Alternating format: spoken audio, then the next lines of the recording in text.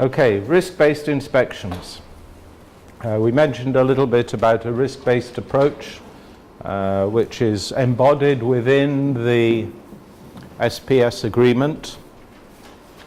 There's a requirement to ensure that our controls are based on scientific principles and that we take into account risk.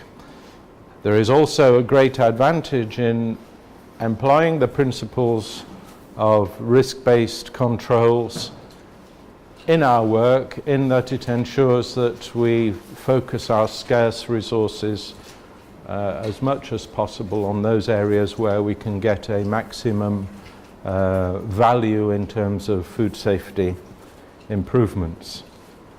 And so the concept has been developed for risk-based inspections, where we use risk as a way to decide where we focus our control activities.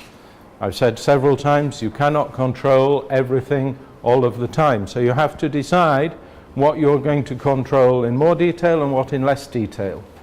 And we use risk as the way of assessing that. So we need to know something about the universe of items that are going to be subject to control, whether it's number of vessels or number of establishments or landing sites, retailers, markets, or so on. So we have to, the first thing is we have to have a kind of list, and we need to know how many of different kinds of business operators are within that. And of course here we're dealing with fish inspection and control, so we're interested in how many vessels, where they're located, and how many traders, processors, wholesalers, retailers, things like that. The region is characterized by large numbers of small-scale operators, small-scale fishermen, small-scale traders, which presents particular challenges in the actual numbers which we have to control. Now, the risk analysis, of course, as we've mentioned, comprises three separate activities, distinct activities: risk assessment, risk management, and risk communication. And when we're talking about a risk-based approach to inspections, it is essentially a risk management function. We're making decisions about what should be controlled and how. To focus the controls on the most significant risks. We've also discussed the idea of a control plan, which sets out on an annual or periodic basis what are the activities which the competent authority will be undertaking. And we've mentioned also yesterday the idea of registration. So through a registration exercise, whether it's establishments as I've written here or vessels, the idea is we can define our universe. And through that registration activity, you remember I mentioned that registration cannot be denied. It is just the simple acquisition of information about the existence of a business, a food business or a fishery business. And in that process, we can use the registration to gather data which allows us to say something about the risk attached to that establishment and that activity. So when we're undergoing a registration exercise, we need to be trying to gather information which allows us to make a risk profiling. In other words, every single item, object of our control, every single vessel, every single individual establishment, every single landing site, we want to assign a risk profile. High risk, medium risk, risk, low risk. And it can be as simple as that. And this we can then use to help establish our inspection priorities. So when we're undergoing registration, we want to try and get information about the type of food which is handled, the species of fish, what are the methods, the processes which are applied, because that also will help us determine if it's fresh fish or processed in some way, canned, vacuum packed. These all involve different aspects of food safety risks, and the scale of the operation, because obviously a very small business which is just selling locally is not going to do as much damage from a food safety failure as one which is maybe selling nationally or exporting. So the idea is that we use the information like this to profile each item which we're subjecting to control, and simply we can use a low, medium and high risk classification. So registration data, this is typically the kind of information we might collect during registration of a food business. Identification of the business operator, in other words, the person who is responsible for food safety in that establishment or on that vessel. It's not always the owner of the vessel, it could be the operator of the vessel or the operator of an establishment. Then identification of the establishment. I've used establishment here, we can also substitute vessel because we need to be able to identify the physical object which is to be the focus of the control system. So this would either be a vessel or an establishment on shore. So some information which allows us to identify it uniquely. You can see we often now put GPS coordinates for shore-based establishments. This is great because then it means you can start to map them and using geographic data as part of your control system. Particularly when you have lots of small businesses. Sometimes they're difficult to find in big cities where there are no street names, no numbers on establishments. It sometimes can be quite difficult to get back to an establishment. So keeping the coordinates up to date is one way we do that.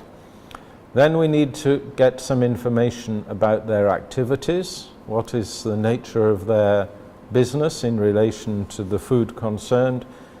Importing, producer, processor, retail, catering, wholesale, markets of different descriptions. That defines their activities. Then we need to collect some information about the technical characteristics of their business. So the type of products, the species, raw materials, input, the processes which they apply, and the final products which they make.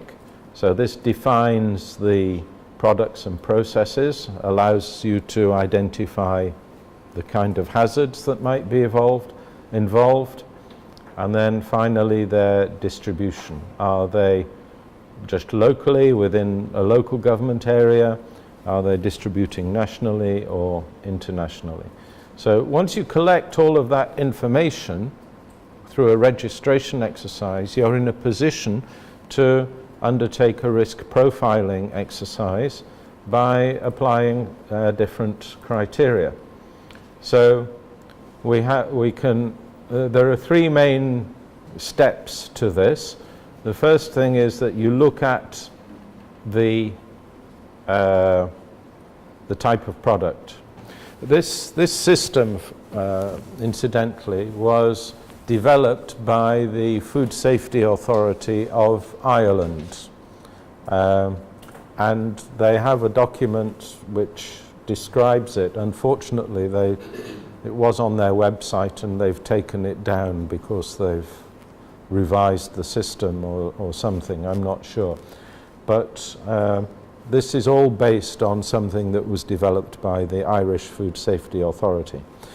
And in designing this system, they've recognized the overall major risk, which we discussed, which I put up the slide the other day, which showed that 95% of the food safety illnesses were caused by biological hazards and in particular bacterial and viral infections.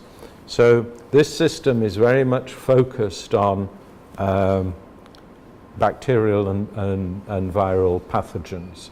So it doesn't reflect other kinds of hazards.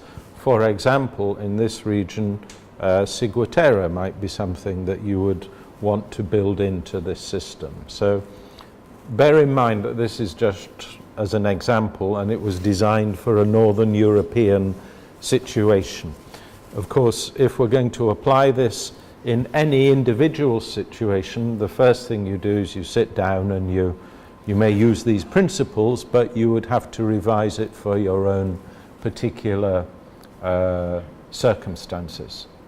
But having said that, the approach here is in terms of classification by type of product and its likelihood of being able to transmit pathogens to the consumer.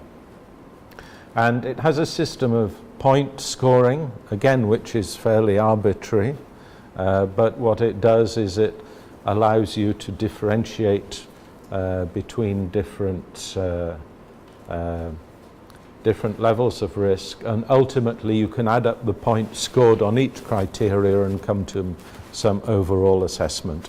It's very crude, it's an empirical method, but it does allow you to start making decisions based on the risk profile. So the first question you ask is how likely is it that the product can transmit pathogens to the consumer? So if the product doesn't support the growth of pathogens, if it's a dried product, or if it is a product which has a water activity which is so low that nothing can grow in it, then you score 0. If it can support the growth of pathogens but is going to be heat treated before consumption, then you give it a medium score, we'll say 5. But if it is ready to eat and can support the growth of pathogens, this is what we call a high-risk food, and therefore we score it accordingly. Then we look at the activity, the method of handling, processing, manufacture. So this is what happens in the establishment. So if it is an establishment which is engaged only in storage, distribution, sale of pre-packaged food, which is stable at ambient temperatures, then we have pretty much 0 risk. So if it was, say, a small shop selling canned fish, dried spaghetti or noodles in packs, bags of sugar, tea, you know, your typical corner store without any refrigeration because the products don't need that, then from a food safety point of view, you say that's pretty much 0 risk. But we have different classifications here in terms of, as we move through, higher and higher risk. So if the maintenance of the cold chain was important, it would score slightly higher. If it was low risk open foods, such as fruit and vegetables, dried goods, slightly higher. And then we're moving to some of the more higher risk activities where handling, preparation of medium, high risk, loose foods, slicing, portioning, but which are subject to be further heat treatment. Well, okay, this would be your normal fish retailing operation, for example.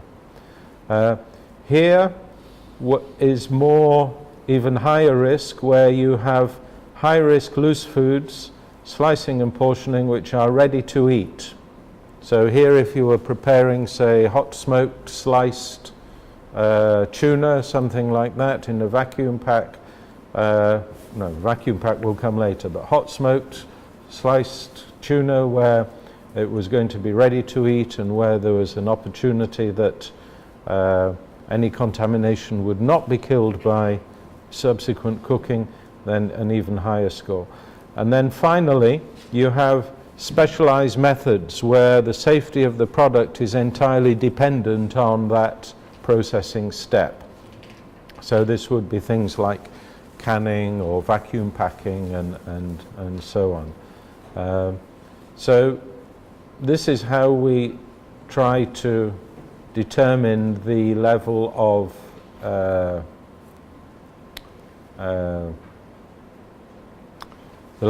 risk by the activity.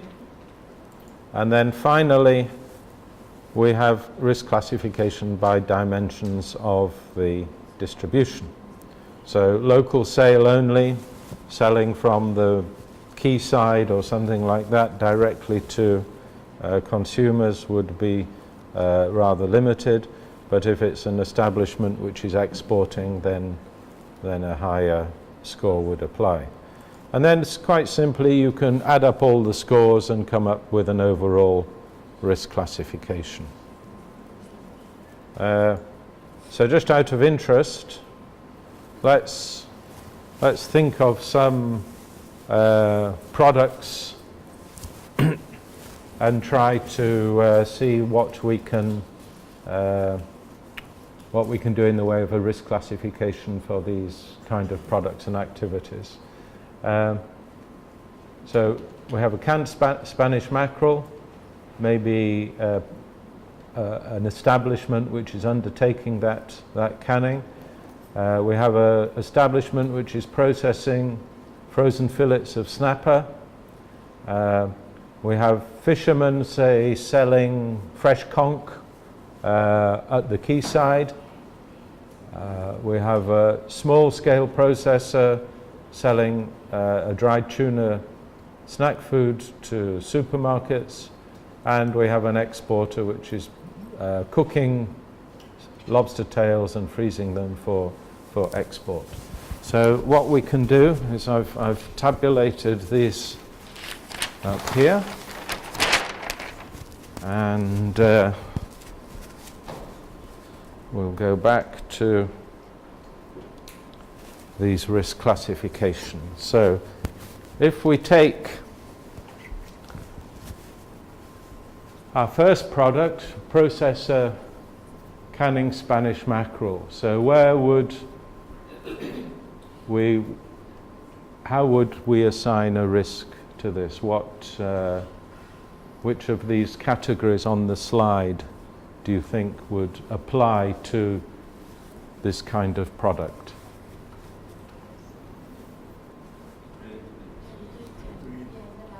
The last one, yeah, because it's ready to eat. People are going to open the can and eat it, and it is capable of supporting growth of pathogens such as Clostridium botulinum. Okay, so in that case, we would score that one as 10. Okay. Somebody processing frozen fillets of snapper.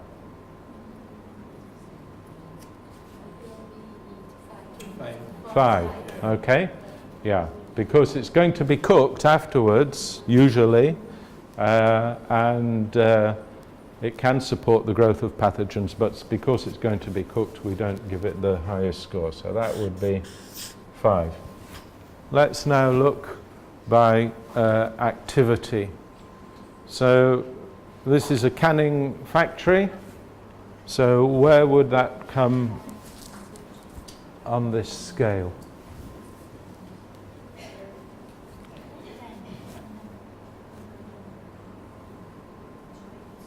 So it's an establishment which is actually undertaking the canning of these Spanish mackerel fillets, say.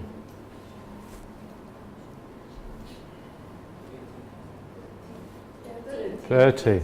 It's a special method of processing, isn't it, which the safety of the product is depending on the nature of that thermal processing. So we would score that one as 30. Then frozen fillets of snapper, again a processing operation.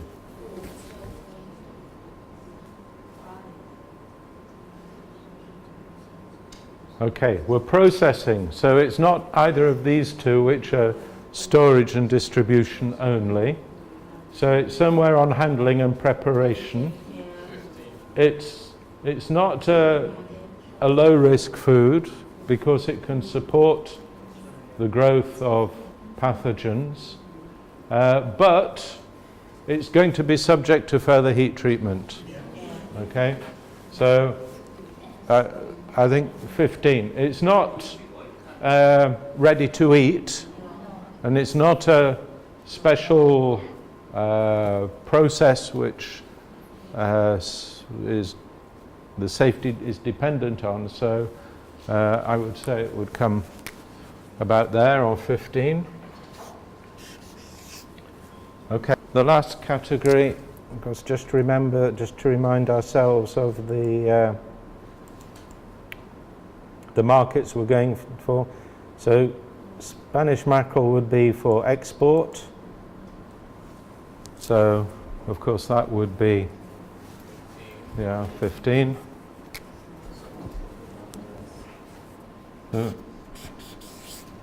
Snapper fillets, we said we're going for local markets, I think, did we say?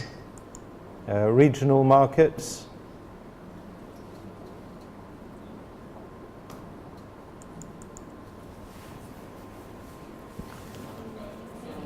So 10. So we can now start to add these up. So we have 55 for the canned Spanish mackerel, 30 for our frozen fillets of snapper, 35 for our conch, 25 for the dried tuna, and 55 for the frozen cooked spiny lobsters. So you can see then, in terms of the products which we, or the establishments which we might like to start focusing on more, we've started to separate some of these operators on the basis of risk. So according to the exercise we've undertaken, we'd be rather more interested in these two, which we might put as our higher priority.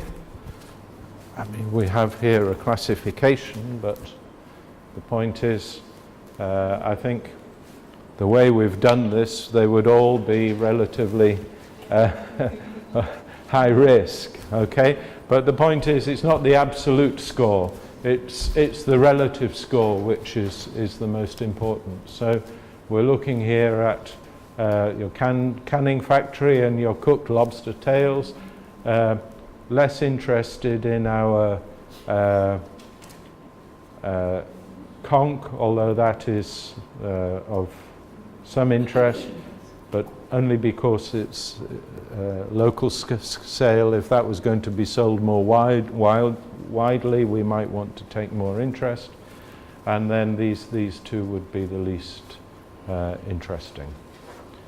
Okay, so this is the kind of exercise we go through to try to profile establishments. Now, there is another factor which we have to take into account before we can determine our inspection priorities. We have to think about their compliance record. Are they a good establishment at complying with food safety requirements? Have they got HACCP systems? Have they got all their GMPs in place and so on? Or are they uncooperative and fail to meet the standards on a consistent basis? So in order to set our kind of priorities in terms of inspections, how frequently should we inspect, we have to combine our risk profile, low, medium and high, with their compliance record, so that we find, or if you find that an organization has because of the various product and market and processing activities, is very, very high risk establishment, and that its compliance record is very poor, then we need to be paying much more attention to it from a control point of view. If, on the other hand, we find that they're dealing with, it's a low-risk establishment with low-risk products, low-risk processes, low-risk markets, and they are very compliant, they've followed the rules, they've got a good history of compliance, then we can allocate a low inspection priority to them. And you want to be doing that per establishment or per category of establishment? No, per individual establishment. Yeah, yeah. Because establishment A might be here, and establishment B, which is doing exactly the same kind of process and product, but is compliant, would be down here. So you would have different inspection frequencies. Okay, this makes sense. The business operators that have a long record of non-compliance, you're in there on a regular basis. Those which are always compliant, where you never find anything wrong, leave them alone, you know. And this, I think, is a very interesting way of doing things. And certainly, I've come across inspection bodies. I was in, we took a study tour to York in the UK, which is where Graham is from. And it's a big tourist centre, historical centre, with lots and lots of restaurants and cafes and things like this. And we went to meet the environmental health department there, and the chief officer was telling us that he had something like 1,500 establishments, food establishments, in his district to control. But that in the last year they had only inspected 100 of those, but they had inspected that 100, maybe each one 15 or 20 times, you know. So they'd identified the specific establishments which were their problem establishments, and they were all over them. They were on top of them, because they knew that if anything was going to go bad in the city, it would be with one of those core non-compliant establishments.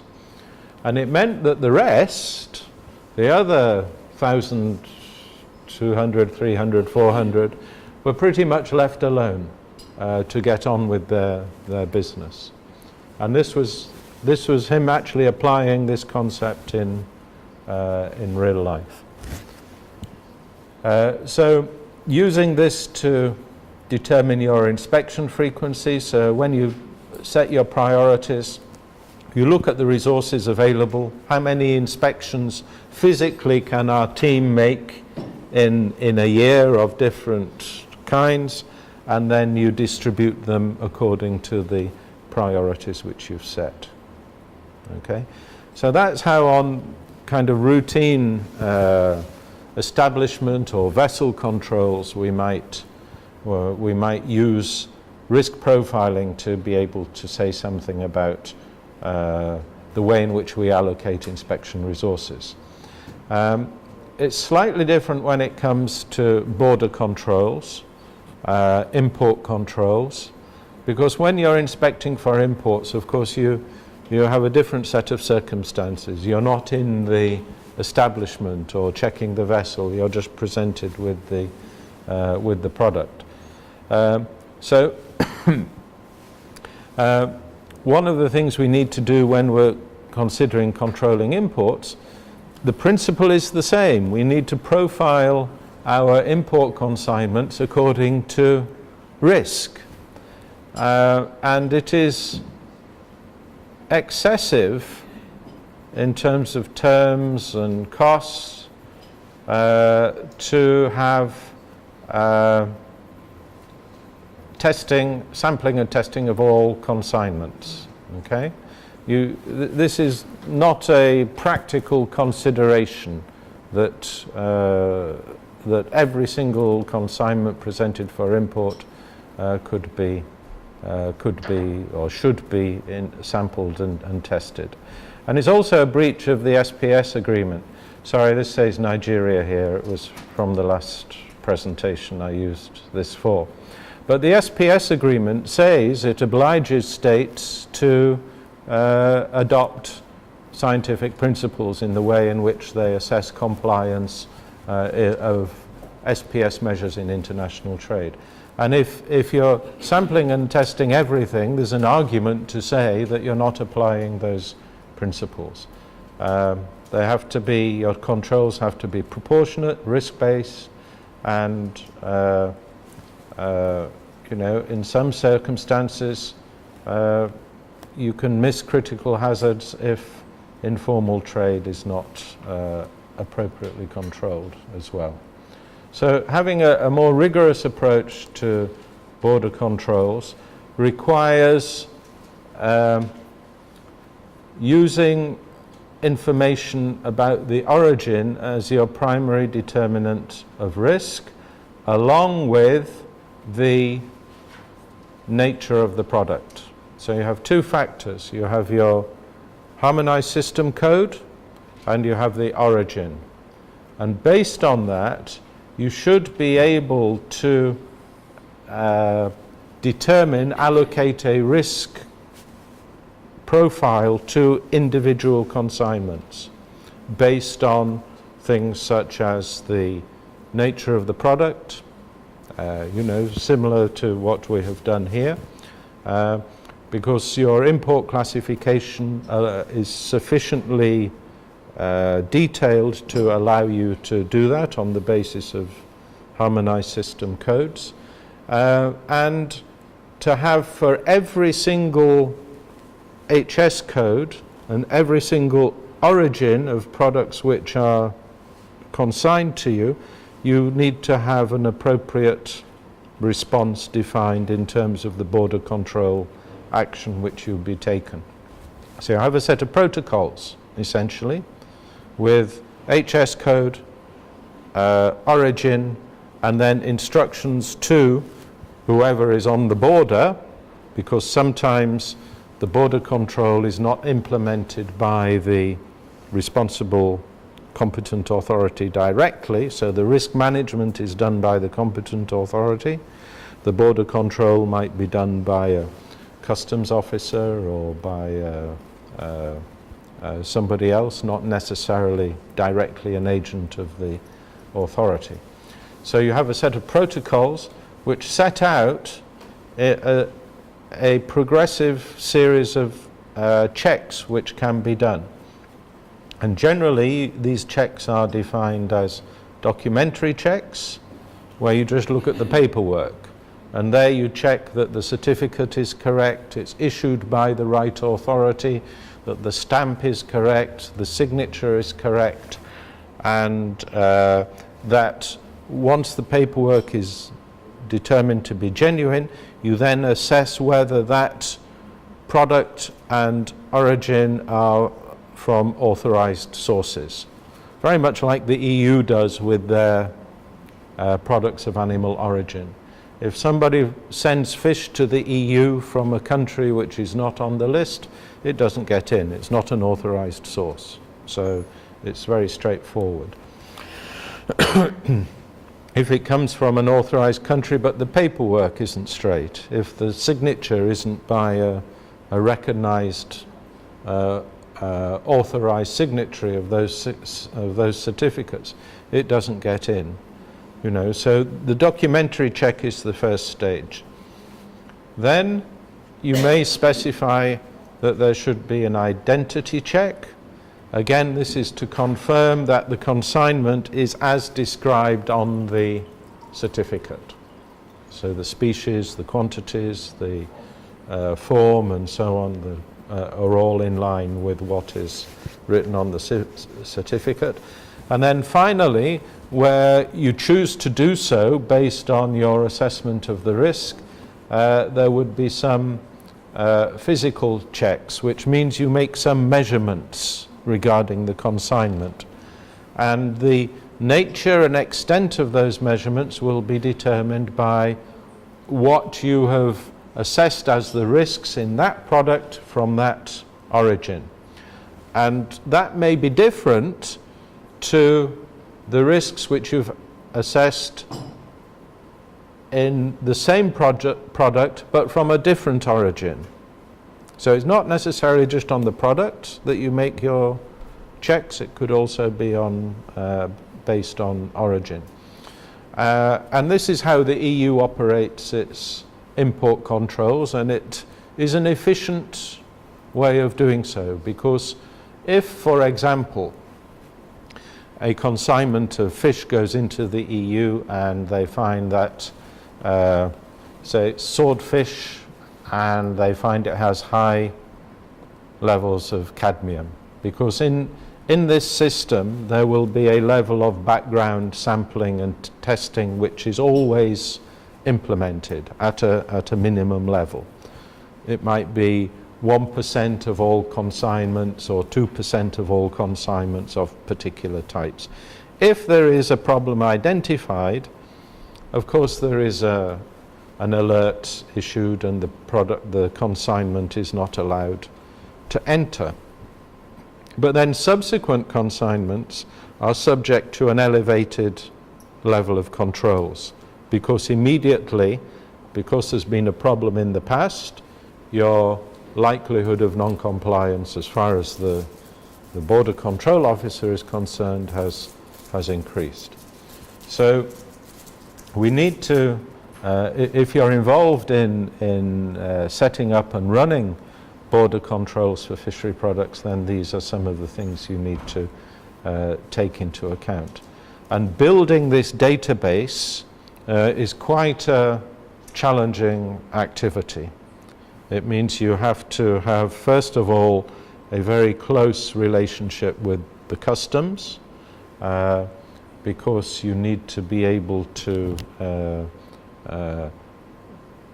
have access to the classification of consignments according to their harmonized system codes, and you need to be alerted when consignments which are relevant to your area of interest are presented for clearance.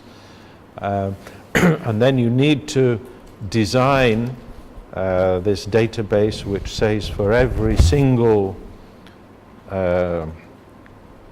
kind of product classified according to the harmonized system, and for every single origin in each case you have to determine what will be the response to be applied from a sanitary control point of view. And you can have a whole cascade of different controls, sampling, testing for different parameters.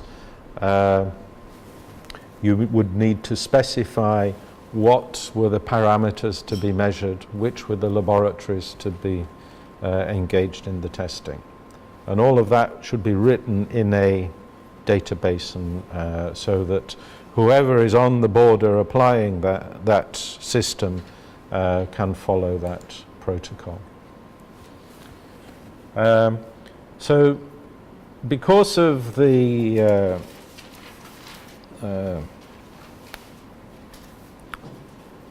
need to adjust these import and export control systems, because in a way the export is also on the border a kind of reverse of that process.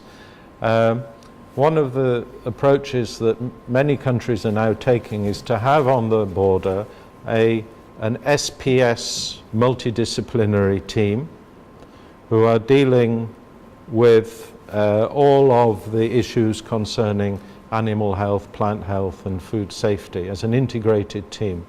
Traditionally, you would have somebody from your veterinary department there checking on animal health. You'd have someone from plant health department checking on plant health. You'd have somebody from the fisheries department issuing an import for fishery products. Somebody again from the veterinary department maybe doing other products of animal origin. Maybe you have the Ministry of Trade or a standards body also issuing. So you have a kind of series of multiple certifications with all of these different agencies sitting on the border. What we're trying to do now is trade facilitation, reduce the bureaucracy, reduce the numbers of papers that you have to go around different offices to get in order to get your product in or out, and integrate that within a multidisciplinary team which deals with all of these border control issues. Because if you can document all of these protocols as a competent authority, you know, you're retaining as the competent authority the rights, the duty to manage the risk, and you document that, but it can be implemented by other people, not necessarily your own inspectors, because it's just a straightforward following of the protocol.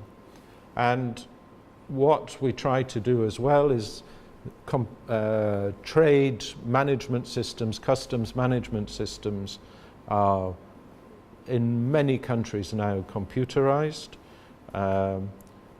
The United Nations UNCTAD, what is it? United Nations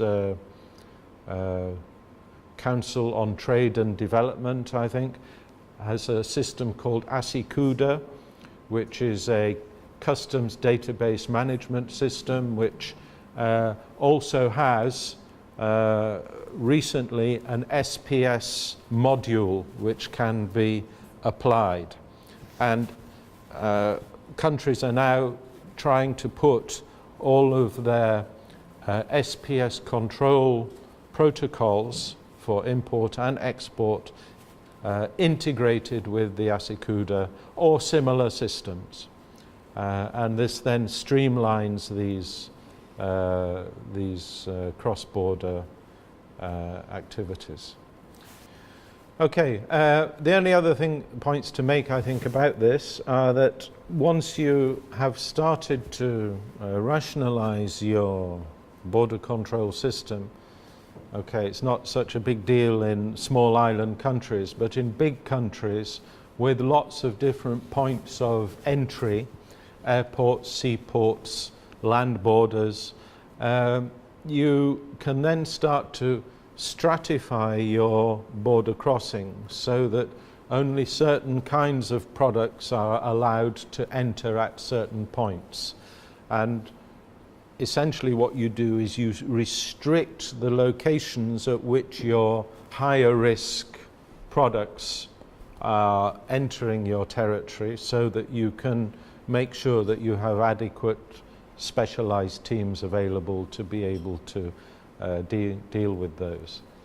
But for others, for low risk products, which you determine might be allowed to come in at other border inspection crossings, border crossings, you can delegate the authority for those to other bodies, to the customs or whoever.